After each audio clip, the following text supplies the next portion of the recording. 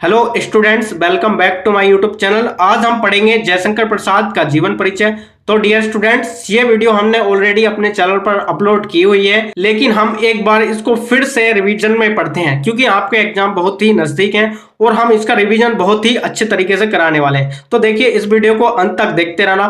देखिए, जयशंकर प्रसाद का जन्म सन 1889 ईस्वी में काशी के एक प्रतिष्ठित वैश्य परिवार में हुआ था। ठीक है, यानी कि जयशंकर प्रसाद का जन्म कहाँ हुआ था? काशी के एक प्रतिष्ठित वैश्य परिवार में हुआ था। ठीक है, कब हुआ था? सन 1889 ईस्वी में। ठीक है, इस प्रकार से आप बोर्ड एग्जाम में रेड पेन के स्थान पर ब्लैक पेन का यूज कर सकते हैं। ये मेरा पर्सनल एक्सपीरियंस है, मैंने खुद बोर्ड एग्जाम में इस प्रकार से रेड ब्लैक पेन का बीच बीच में यूज किया था। ठीक है, तो देखिए इस प्रकार से लिख सकते हैं, जयशंकर प्रसाद का जन्म सन 1889 ईस्वी में काशी के एक प्रतिष्ठित वैश्य परिवार में हुआ था। ठीक है, उसके बाद आगे लिखेंगे इनके माता पिता का नाम और उनके बारे में। ठीक है, इनके पिता का नाम देवी प्रसाद तथा माता का नाम मुन्नी देवी था। ठीक है, तो इस प्रकार से आप लिख सकते हैं, इनके पिता का नाम देवी प्रसाद था और माता का नाम मुन्नी देवी था।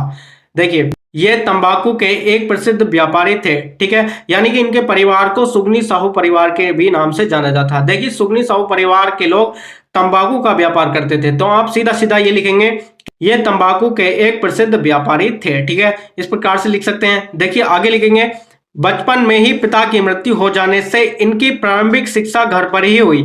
यानी कि जब ये छोटे थे तब इनके पिता की मृत्यु हो गई थी, जिसकी वजह से ये स्कूली शिक्षा नहीं ले पाए थे और इनकी प्रारंभिक शिक्षा घर पर ही हुई थी। ठीक है, तो इस प्रकार से लिख सकते हैं। और आगे लिखेंगे, घर पर ही इन्होंने हिंदी, अंग्रेजी, संस्कृत, उर्दू, फारसी का गहन अध्ययन किया। यानी कि इन्होंने घर पर रहकर ही 5 विषय का, कौन कौन से? हिंदी, अंग्रेजी, संस्कृत, उर्दू, फारसी का, यानी कि इन्होंने बहुत ही अच्छे तरीके से इन सभी विषय का अध्ययन किया था।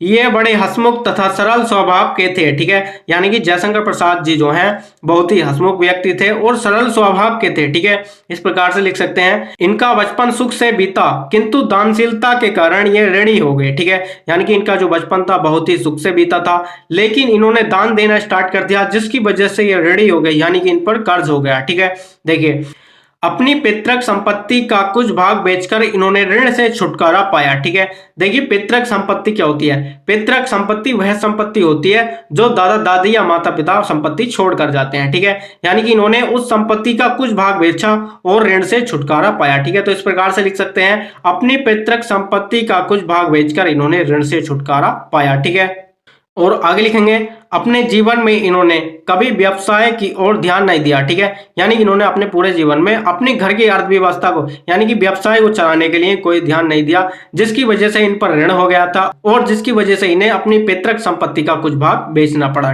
ठीक है, परिणाम स्वरूप इनकी आर्थिक स्थिति बिगड़ती गई, यानी कि इन्होंने व्यवसाय की ओर ध्यान नहीं देने की वजह से इनकी और भी ज्यादा आर्थिक स्थिति बिगड़ती गई और चिंताओं ने इन्हें घेर लिया। ठीक है, और इनका शरीर क्षय रोग से जर्जर होता गया। देखिए, क्षय रोग क्या होता है? क्षय एक टीबी की बीमारी होती है, जिसकी वजह से इनका पूरा शरीर जर्जर होता गया, यानी कि कमजोर होता गया। ठीक है, तो इस प्रकार से लिख सकते हैं, और इनका शरीर क्षय रोग से जर्जर होता गया और अंत में इनकी मृत्यु सन 1937 ईस्वी को केवल 48 वर्ष की आयु में हो गई। ठीक है, यानी कि इनकी बहुत सी चिंताओं और क्षय रोग की वजह से इनका जीवन काल बहुत ही कम रहा, ये केवल 48 वर्ष ही जी पाए। ठीक है, उसके बाद नेक्स्ट हेडिंग लिखेंगे, प्रमुख रचनाएं। ठीक है, देखिए इनकी प्रमुख रचनाओं में नाटक, कहानी, उपन्यास को लिख सकते हैं। देखिए इनके नाटक हैं, चंद्रगुप्त, स्कंदगुप्त, अजातशत्रु, ध्रुव स्वामिनी, एक घूंट। ठीक है, तो इस प्रकार से इनके नाटक हैं। देखिए कहानी है इनकी, प्रतिध्वनि, छाया, इंद्रजाल, आकाशदीप। ठीक है, इस प्रकार से ये इनकी कहानी है।